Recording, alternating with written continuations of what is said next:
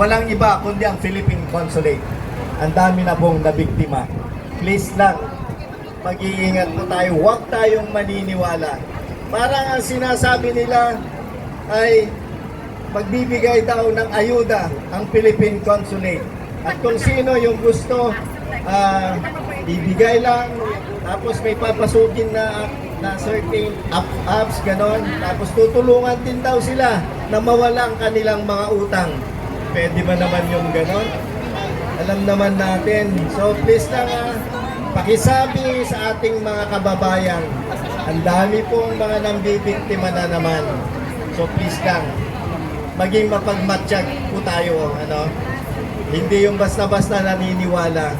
Alam nyo ba, yung pagdalaw po namin sa kulungan nung nakaraang buwan, kasi every 3 months, labas-pasok po kami sa kulungan, Itong huli sa December na.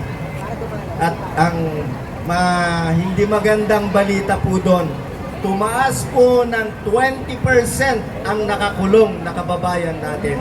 Sana huwag nyo na pong dagdagan yun. Please lang, please. At kami nakikiusap po sa inyo. Ang masama niyan, mismong kababayan pa natin ang nambibiktima. Mapagmatsyag po tayo at ingatan po natin ang ating mga pera. Alam ko po, dugo at pawis ang puhunan ninyo dyan. Huwag nyo po basta-basta pakakawalan yan. Huwag po basta-basta maniniwala. Ang dami pong nabibiktima. Ang dami pong scam. Mapa-love scam, mapa-employment scam, money laundering. Dumadami po. Kaya ingatan po ninyo ang inyong mga private details, lalong-lalo na ang ATM ninyo. Kasi ang money laundering po, wala tayong lusot yan. Napakahirap. Kaya kung kayo ay nawalan ng ATM, i-report nyo na agad sa pulis at ipaputol nyo na.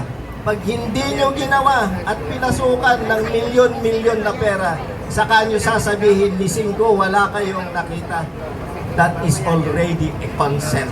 Kasi hindi nyo ginawa yung dapat nyong gawin. Pero pag na-report nyo yan sa pulis, na ipaputol nyo, that is the best evidence.